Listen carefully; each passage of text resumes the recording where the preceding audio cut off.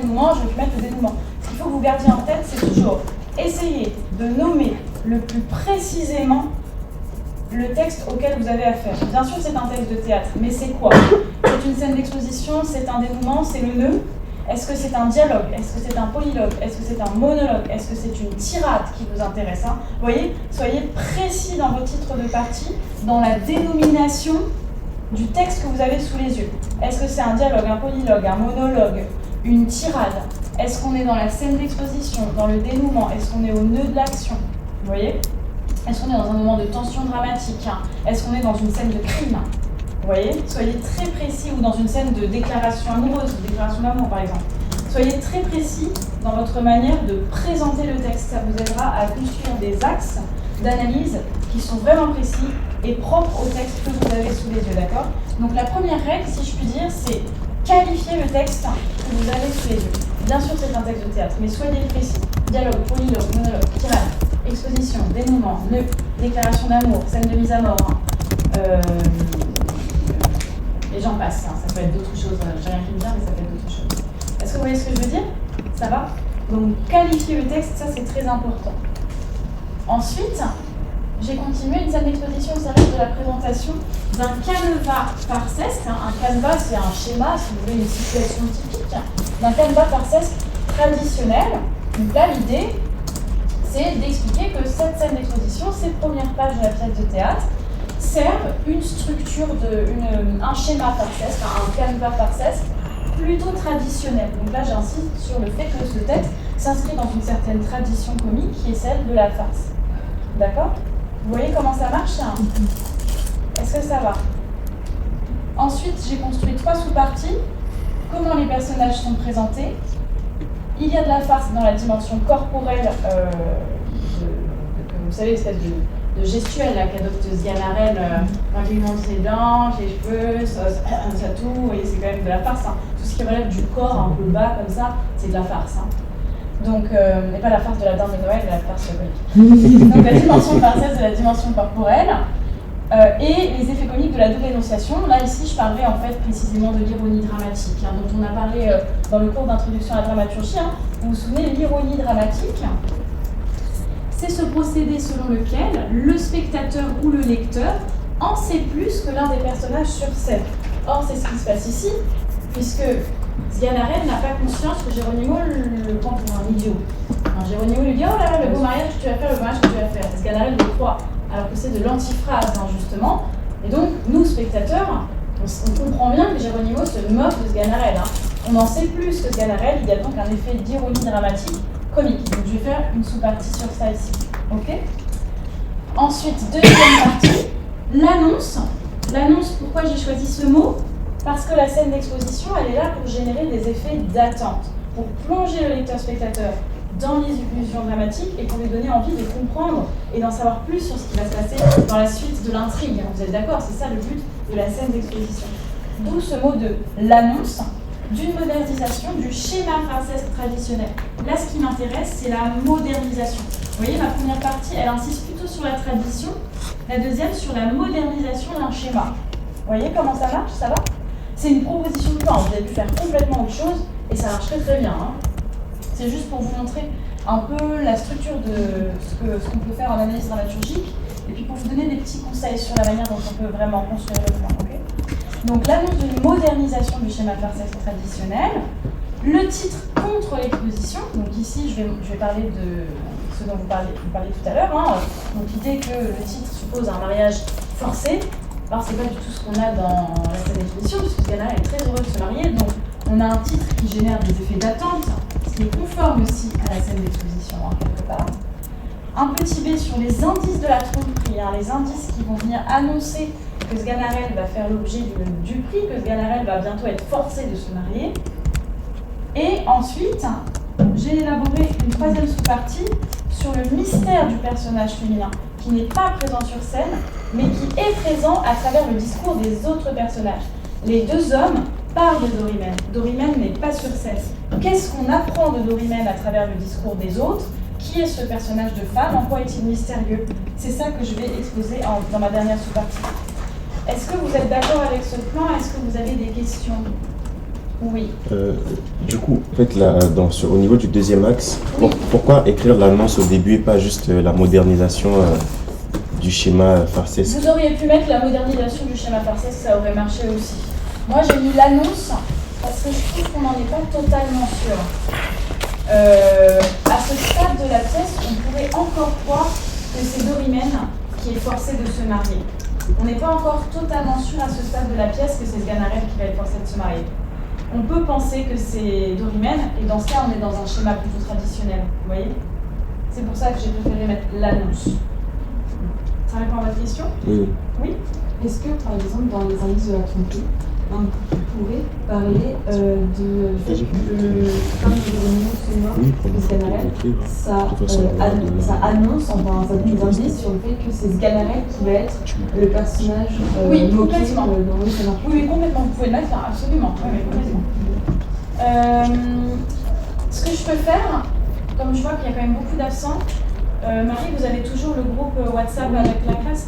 Je peux exceptionnellement vous envoyer mon cours pour que vous le transmettiez à vos camarades pour qu'ils aient le plan détaillé. Ça vous dérange pas de... Pas du tout. Quelqu'un qui a demandé si quelqu'un prenait...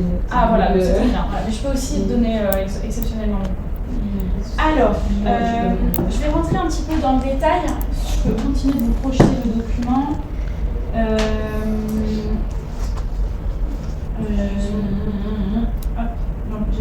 Ce sont des notes, donc évidemment il y a plein de coquilles. Normalement c'est à destination de moi-même et pas de mes étudiants. Mais soyez indulgents donc sur les petites coquilles. Je travaille à des heures un peu indécentes. Voilà, alors, introduction. Donc je vous ai juste mis ce que vous deviez faire pour bien vous rappeler. On présente l'œuvre, éventuellement son genre et son contexte en quelques mots, pour éclairer l'extrait qu'on a à l'étude, d'accord? Ensuite, on peut faire un petit résumé, mais vraiment très succinct, de une ou deux lignes. On définit l'originalité et le fonctionnement de l'extrait en quelques mots. Est-ce qu'on a affaire à un dialogue, un monologue, un polylogue, une tirade? Quelles sont les relations entre les personnages? Quel est le cadre spatio-temporel exposé? Voilà, vous pouvez poser un petit peu des questions qui relèvent du fonctionnement du texte, de la spécificité du texte. Et ensuite, vous présentez les axes que vous allez étudier et qui vont venir illustrer le fonctionnement spécifique, le fonctionnement dramaturgique spécifique du texte que vous avez à l'étude, d'accord? C'est une proposition, vous pouvez par exemple ne pas faire de résumé, vu que tout le monde a lu la pièce, donc vous pouvez supprimer cette partie, c'est juste pour vous rassurer, pour vous donner un peu des idées de ce qu'on peut mettre en intro. Ensuite, grand 1, donc une scène d'exposition au service de la présentation d'un cadre farcesque traditionnel, avec un petit A, la présentation des personnages et du cadre de l'action. Alors, je vous ai ajouté quelques informations. Bien sûr, vous pouvez intervenir à tout moment si vous voulez ajouter des choses, corriger des choses. N'hésitez pas, c'est fait pour. Alors, effectivement, la scène présente un dialogue entre deux personnages dont les noms nous renseignent déjà sur leur fonction et sur le rôle qu'ils vont jouer dans la suite de la pièce. Donc, ça montre bien qu'on a affaire à un texte qui répond aux attentes traditionnelles de la scène d'exposition. Si on regarde le nom du personnage de Geronimo, justement, c'est la sagesse, ça vient de Jérôme. Et donc, Geronimo, théoriquement, il est censé être l'ami de bon conseil, il est censé être l'ami lucide quant à l'absurdité du projet de mariage de Sganarelle et quant à la duperie dont il va faire l'objet. Donc Jérôme, c'est vraiment le personnage du sage, du personnage lucide qui a bien conscience que Sganarelle va se faire duper. De l'autre côté, Sganarelle, on l'a vu en cours la semaine dernière, étymologiquement, c'est un nom qui renvoie à celui qui va être amené à voir ce qu'il ignore. Donc dès les noms des personnages, on sait à peu près quel rôle l'un et l'autre vont jouer dans la suite de la pièce. Ici, on voit bien que dès les noms des personnages, on a affaire à une pièce qui va utiliser des personnages un peu archétypaux, et on a affaire à un extrait, à une scène d'exposition qui correspond bien aux attentes traditionnelles de la scène d'exposition, puisque rien qu'avec le nom des personnages, on sait quel rôle vont jouer un tel et un tel, quel rôle vont jouer Geronimo et Sganarelle dans la suite de la pièce. Ça va? Ensuite, ce qu'on remarque, une fois qu'on a compris qui était qui et qui allait jouer quoi dans la suite de la pièce, une fois qu'on a compris que cette scène d'exposition remplissait bien son rôle, en annonçant le rôle que vont jouer les personnages dans l'extrait, on comprend que la scène d'exposition construit deux personnages au tempérament et au rôle opposés. Et ce qu'on remarque, c'est que cette scène d'exposition développe, construit deux personnages antithétiques. Puisqu'on a le naïf, d'un côté, Sganarelle, qui va s'opposer complètement au sage Geronimo. Le contraste entre les deux personnages, là, vous voyez, hop, j'ai annoncé mon nom. Je donne un exemple, le contraste entre les deux personnages, celui, par exemple, dans la structure de leur discours et de leur raisonnement. Si vous regardez les deux tirades, la première de Geronimo et la deuxième de Sganarelle, vous verrez que leur discours reflète leur opposition. D'un côté, vous avez Geronimo, si vous regardez un petit peu sa réplique, quand il explique pourquoi il ne faut pas se marier. D'un côté, on a Geronimo qui, lui, raisonne, conseille. Vous vous souvenez, à la fin de la réplique, il explique que le mariage est une chaîne. Donc son discours est plutôt abstrait, du côté du raisonnement, de l'argumentation. Et à l'inverse, si vous regardez la tirade de Sganarelle, sur quoi il appuie son discours, Sganarelle ? Pas du tout sur un raisonnement construit et un effort d'abstraction, avec des métaphores, du mariage comme une chaîne. Non, pas du tout. Sganarelle, il raisonne par son corps. Il raisonne en montrant ses dents, en montrant ses cheveux, en montrant sa toux, en faisant une exhibition un petit peu naïve des parties un petit peu bien conservées de son physique. Donc vous voyez, les deux personnages, si on met côte à côte leurs deux tirades, on voit bien qu'il y a un rapport d'opposition entre eux, il y a un rapport antithétique entre eux. D'un côté, on a Geronimo le sage, qui est le personnage qui va raisonner, qui va utiliser des métaphores, et de l'autre, on a Sganarelle, qui est le personnage niais, qui n'est pas capable de faire un effort d'argumentation aussi poussé que Geronimo, et qui va se contenter, pour défendre son point de vue, d'une petite démonstration de son corps, quoi. Donc ici, vous pouvez voir aussi que Sganarelle déploie dans sa réplique une vision complètement naïve et idéalisée et illusoire, même du mariage. Et on se rend compte que son mariage n'est motivé aussi que par des choses, disons, banales, à savoir la beauté de la femme qu'il a épousée, la beauté et la jeunesse, et puis son désir de descendance arrivé à la cinquantaine. Donc on est vraiment sur un personnage simple, très simple. Vous voyez, j'ai une idée, les deux personnages s'opposent, entretiennent un rapport antithétique, et ensuite je donne des exemples. Vous voyez la différence entre les deux tirades. L'une est du côté du raisonnement, l'autre de la démonstration physique. Vous voyez aussi la différence dans le discours sur le mariage. L'un est capable de raisonner et d'utiliser la métaphore du mariage comme une chaîne qui est très lucide sur la réalité sociale du mariage. Et de l'autre, on a un personnage de niais qui offre une vision idéalisée, naïve et un peu rudimentaire du mariage. Vous voyez comment ça marche ? Je donne une idée, j'exemplifie. Ça va ? Alors ensuite, j'ai pris les personnages, une fois que j'ai expliqué un petit peu en quoi est-ce qu'ils s'opposaient, je vais ensuite m'interroger sur la relation qu'ils entretiennent entre eux. Et donc c'est ici que je vais parler de l'amitié qui unit les deux personnages, et c'est ici que je vais expliquer que cette amitié n'est qu'une amitié d'apparat, une amitié d'apparence qui n'a rien de réel. Geronimo, en réalité, loin d'être un ami fidèle et sincère, se moque de Sganarelle. Geronimo se raille de Sganarelle et lui donne de mauvais conseils. Et Sganarelle, de son côté, va croire naïvement ce mauvais conseil. Mais oui, tu fais bien de te marier. Ah bah tu me rassures, dis donc, ouf. Ah là là, j'ai cru que j'allais prendre une mauvaise décision. Et en fait, Geronimo lui dit complètement l'inverse. Sganarelle n'a pas d'intelligence pour le comprendre. Donc, ce qu'on comprend, c'est que déjà, il y a un effet comique qui découle de l'incapacité totale de Sganarelle à comprendre l'antiphrase. Donc ça, déjà, ça fait entrer directement le lecteur-spectateur dans une situation comique, ça prête à rire. Sganarelle ne comprend pas du tout l'antiphrase de Geronimo. Et ce qui est encore plus drôle, ou au contraire un peu dramatique, c'est que Sganarelle considère, je cite le texte, Geronimo comme un véritable ami. Ce qu'il n'est pas du tout, puisqu'il lui donne un mauvais conseil, sciemment et en toute connaissance, en pleine connaissance. Donc ce qu'on comprend, c'est que Sganarelle considère Geronimo comme un véritable ami, je cite le texte, mais cela génère une forme d'ironie dramatique, Puisque justement, nous, lecteurs-spectateurs, on a bien conscience que Geronimo est un faux ami, hein, puisque, enfin, je sais pas ce que vous en pensez, mais un ami qui se raille et qui vous donne sciemment des mauvais conseils hein, pour vous voir vous précipiter dans la catastrophe hein, et après rire de votre sort de niais, en général, il vaut mieux changer d'amis dans ce cas-là, vous êtes d'accord? Bon, ben, c'est ça qui se passe, hein, c'est ça qui se passe. Donc ici, j'insisterai en expliquant que la relation qui lie les personnages n'est pas une relation d'amitié, elle n'est que l'apparence d'une relation amicale, hein, puisqu'en réalité, Geronimo n'est pas l'ami de Sganarelle, il se raille de lui.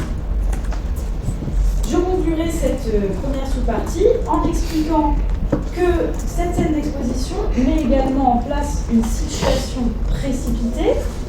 Pourquoi? Puisqu'il est précisé dans l'extrait que le mariage doit avoir lieu le soir même.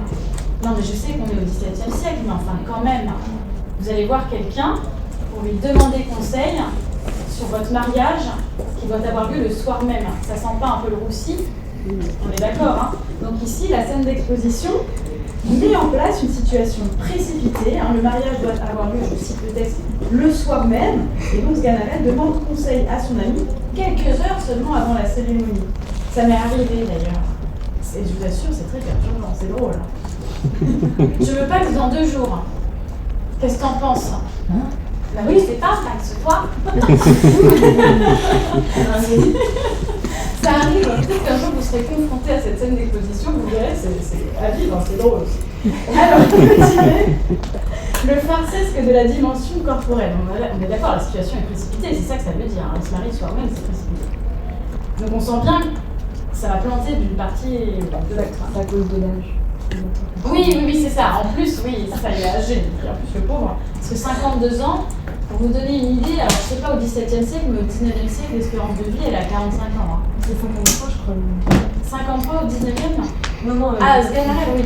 Non, mais au 19e, l'espérance de vie est à 45 ans. Donc vous imaginez avoir 52 ans au 17e, c'était un vieillard. Et moi, j'étais une très très vieille personne aussi. Alors, le farcesque de la dimension corporelle. Ah bon? Ça sera mon petit B. Donc ici, je suis toujours dans la scène d'exposition, mais je vais dire quelques mots sur l'héritage farcesque traditionnel dans lequel s'inscrit cette scène d'exposition. Et donc, ici, je préciserai que la scène d'exposition, présentée ici, inscrit cette comédie-ballet dans la droite ligne de la farce par l'usage d'un comique de geste. Ici, j'analyserai certainement les questions rhétoriques. Attendez, je vais essayer de faire ça. Voilà, c'est mieux. Ici, j'essaierai d'analyser les questions rhétoriques présentes dans la réplique de Sganarelle et qui indiquent une gestuelle. Je ne sais pas si vous avez l'extrait sous les yeux. Alors, vous savez, il y a tout un ensemble de questions. Et mes dents ne sont peut-être pas fraîches. Avez-vous vu déjà un homme avec une si belle allure? Tout ça, ce sont des questions qui n'appellent pas de réponse. Ce sont des questions qui sont en fait des didascalies internes et qui montrent que Sganarelle en fait est en train d'exhiber les restes de son vieux corps à son ami pour montrer qu'il est encore fringant à peu près, quoi. Donc ici, j'insisterai sur des questions rhétoriques, c'est-à-dire ces questions qui grammaticalement n'attendent pas de réponse et qui contiennent, il me semble ici, des didascalies internes qui mettent en place un jeu avec le corps du vieillard qui est assez comique. Il est là à montrer ses dents, ses cheveux, ses 2 bras, sa toux. Vous voyez, tout. Il y a d'ailleurs, je crois, une didascalie externe qui montre aussi cette gestuelle corporelle. Je ne l'ai pas copiée dans le corrigé. Vous irez la regarder. Donc ici, j'insisterai en gros vraiment sur tout ce qui relève de la dimension corporelle. Et puis, vous pouvez, si vous en avez le temps, en 2 heures c'est peut-être un peu court, mais vous pouvez rappeler, faire un lien avec un autre texte, c'est tout à fait possible. Et ici, je pense qu'il y a un lien qui serait bienvenu avec l'avare. Je ne sais pas si vous vous souvenez, mais Harpagon, qui veut épouser une riche duchesse, auprès de son ami, fait aussi une démonstration des parties plus ou moins bien conservées de son corps, notamment, vous savez, il y a cette scène où il est étonné que cette jeune femme puisse l'épouser, parce que c'est un stratagème qui est mis en place. Et donc, il regarde son ami et il lui dit, mais Matou ne la gêne pas, Matou de vieillard, et il dit, ah mais non, elle trouve votre flexion absolument charmante, et donc après quand il va voir la jeune femme, il fait semblant il touche comme ça, parce qu'il pense que la toux a quelque chose de magnifique et d'élégant. Il y a un peu ce même comique dans l'avare, avec le personnage d'Harpagon qui est aussi un vieillard un peu grabataire et qui montre son corps clairement. Hein, donc il y a un peu ce même jeu. Ici, j'aurais peut-être fait un parallèle avec Lava.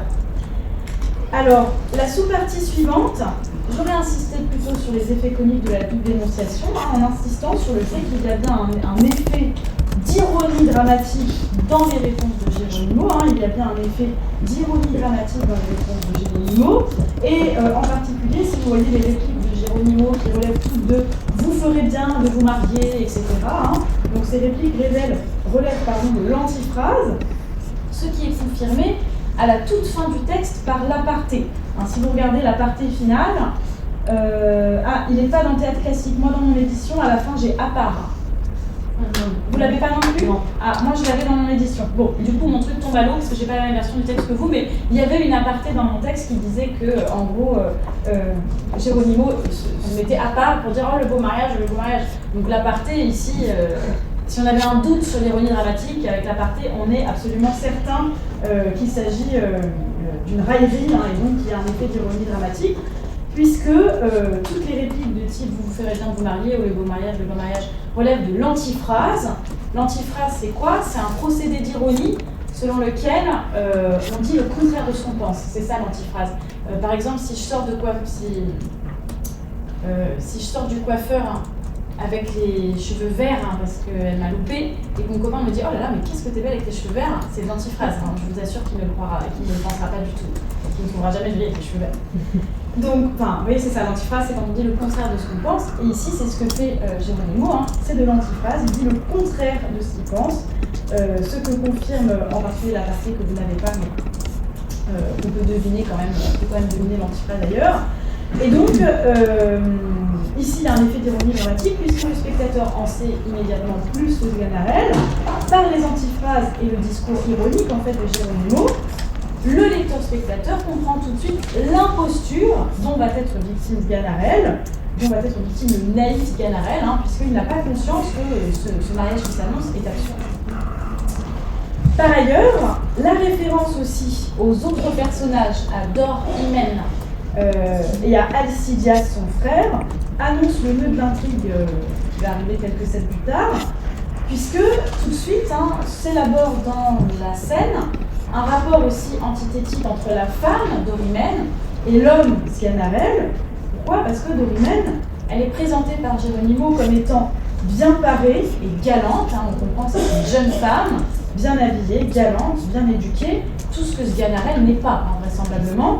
Donc, à travers le portrait que Geronimo offre de Dorimène, qui n'est pas sur scène, hein, mais que Geronimo présente en quelques mots, à travers ce portrait de Dorimène par Geronimo, on comprend tout de suite qu'il va y avoir une opposition assez radicale entre la jeune femme qu'il doit épouser et Sganarelle. Et par ailleurs, il y a aussi une mention dans cette scène d'exposition, dans ce passage, à Alcidias, qui est un habile maître d'épée.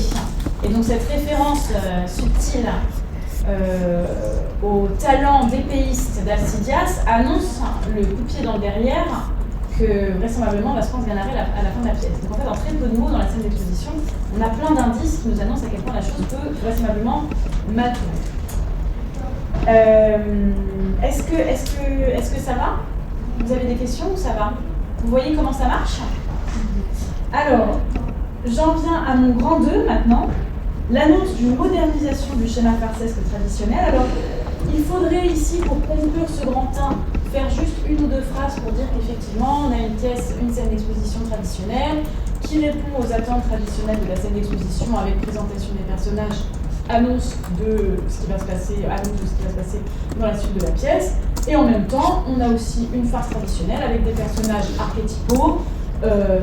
Chacun a clairement sa fonction, et puis il y a de la farce, des ressorts comiques de farce standard, comique de situation, comique de geste, antiphrase, du prix. Alors la du prix aussi c'est très farcesque, hein, tout ce qui relève de l'arroseur arrosé, du personnage qui s'est fait avoir, hein, tout ça c'est très farcesque, on l'a vu en cours, donc vous pouvez faire une ou deux phrases de transition hein, pour bien expliciter, conclure cette première partie. J'en viens ensuite au grand 2. L'annonce d'une modernisation du schéma farcesque traditionnel. Hop, tac, tac, ce sera mieux. Alors, petit a, le titre contre l'exposition. Ici, je parlerai des effets d'attente en particulier, en expliquant qu'il y a un contraste entre le titre de la pièce, le mariage forcé, et le discours de Sganarelle, qui est très emballé par le mariage, et en fait ne demande conseil que pour mieux exprimer sa décision de se marier. Je ne sais pas si vous avez déjà fait ça dans votre vie, mais en fait vous remarquerez que quand vous demandez conseil à quelqu'un, vous avez déjà fait votre choix. Pourquoi? Parce qu'en fonction de la personne à qui vous allez demander conseil, vous avez déjà une idée de la réponse que vous allez avoir. Donc en fait, quand on demande conseil, on n'a pas besoin de conseil, on sait très bien, on a toujours plus ou moins une idée du conseil que va nous donner l'autre. C'est pour ça qu'il y a des gens à qui on regarde bien de demander conseil. Donc, il y a bien un contraste entre le titre de la pièce, le mariage forcé, et le discours de Sganarelle, puisque Sganarelle, lui, ne semble pas du tout forcé au mariage. Il est très emballé par le mariage et il ne demande conseil que pour mieux exprimer sa décision certaine de se marier. Et donc le titre crée un effet d'attente qui renforce aussi l'idée que la scène d'exposition ici joue bien son rôle. Il y a bien un effet d'attente généré par ce contraste entre la scène d'exposition et le titre, puisqu'on se demande de son côté comment réagit Dorimène à l'annonce de son mariage, qui doit justement avoir lieu le soir même. Donc on se dit peut-être que le mariage forcé vient de la femme, peut-être que c'est la femme qui est forcée de se marier. Puisque, effectivement, du côté de Sganarelle, rien ne semble forcé, tout semble au contraire décidé, et donc on a envie d'écouter les autres personnages, on attend le personnage de Dorimène pour juger un peu et évaluer ce titre de mariage forcé. Donc il y a bien un effet d'attente généré par la scène d'exposition. Ensuite,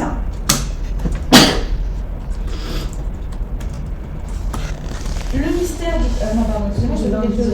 les indices de la tromperie.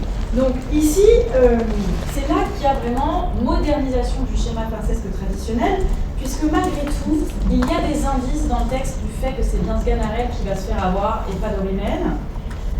On soupçonne donc que c'est bien Sganarelle qui va faire l'objet de la duperie et non Dorimène.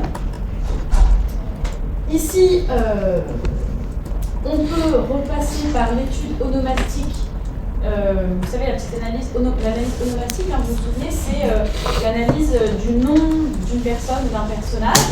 Et vous vous souvenez, on avait vu que Dorimène, c'était D-or-imène. Donc, or comme l'argent, et imène comme le mariage. Dorimène. Dans Dorimène, on entend or, le mariage.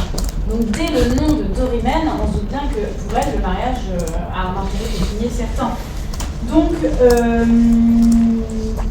ici, on a un peu l'indice que c'est bien Sganarelle qui va se faire avoir et que Dorimène, est bien consciente de se marier pour l'argent et qu'elle est parfaitement consentante dans ce mariage. Et on a aussi une annonce de cette tromperie dans le portrait qu'offre Geronimo de Dorimène en une réplique, puisqu'il présente Dorimène comme étant une femme galante et bien parée. Donc on a l'intuition d'un personnage féminin rusé, intelligent, et que c'est bien Sganarelle, encore une fois, qui va faire l'objet de la tromperie.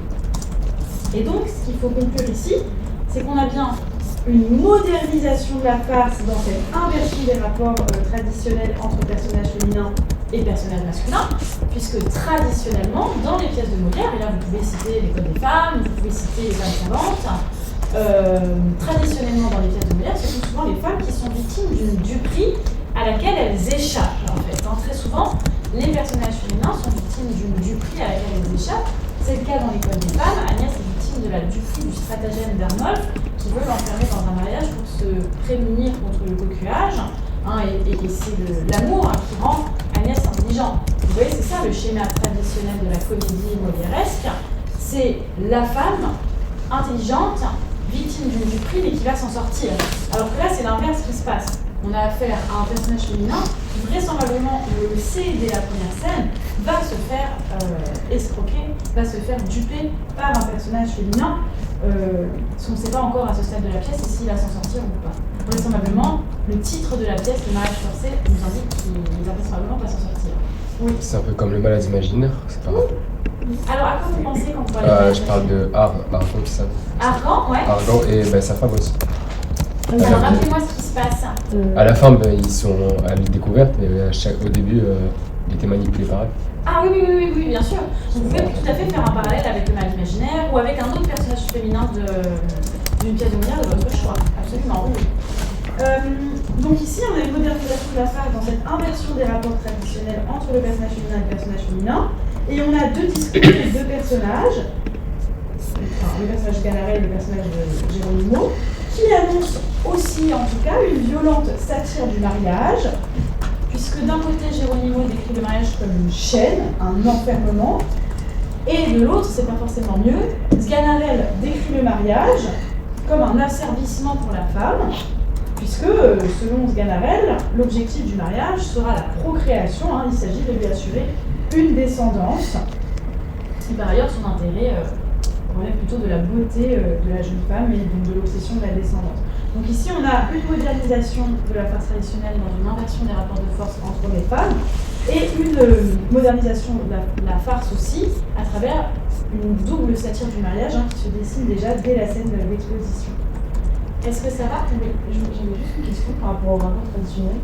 Du coup, on peut dire quoi par rapport aux possibilités?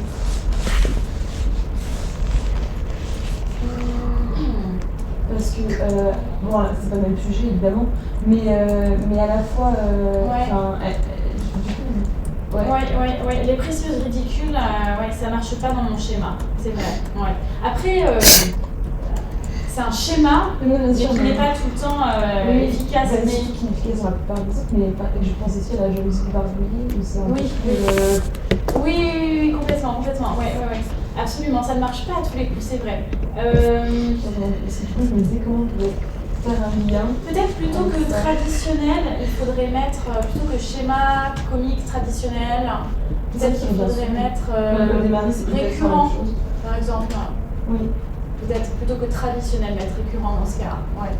Parce que traditionnel, ça, peut-être c'est un peu étrange, hein, effectivement, par rapport aux autres pièces qui s'écartent de ce modèle. Vous avez raison. Après, c'est possible de faire un parallèle avec les précieuses ridicules. Il faut simplement bien l'expliquer, je pense. Ouais. Mais je pense que c'est possible. En tout cas, peut-être dans ce cas, plutôt que traditionnel, mettre récurrent, c'est peut-être plus juste que traditionnel. Ouais. Okay. Est-ce que vous avez d'autres questions? Est-ce que ça va? Alors ensuite, je passerai par un petit C pour terminer mon commentaire, en parlant du mystère du personnage féminin qui reste le grand absent de la scène.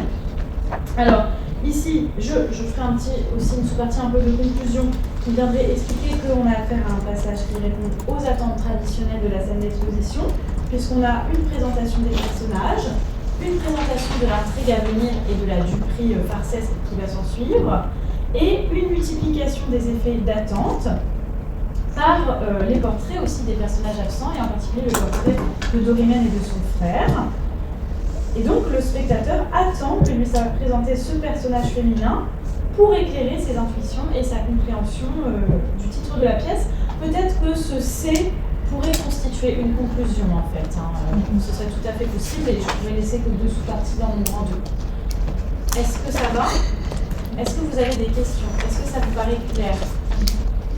Ça va? Est-ce que vous pensez que c'est un exercice que vous pourriez réussir à faire? Donc demain, pas de panique, vous aurez la possibilité de suivre le plan que je propose. Et vous aurez aussi tout à fait la possibilité de suivre votre propre plan, de remanier le plan que je propose, de prendre des idées du plan que j'ai proposé, de les mettre ailleurs, ou de vous inspirer qu'en partie du plan que je propose. Enfin, vraiment, ce sera très libre. Je vous donne le plan demain juste pour vous aider, pour que vous puissiez le voir. Et pour pas que vous soyez perdu. En plus, comme je ne suis pas là, je préfère que vous ayez quelque chose. Donc je peux pas répondre à la question. Est-ce que ça va? Alors, ce que je vous propose maintenant, c'est qu'on passe à... donc peut-être on peut faire une petite pause. D'ailleurs, quelle heure est-il, voyons? 9h22. 9h22, je propose qu'on fasse une petite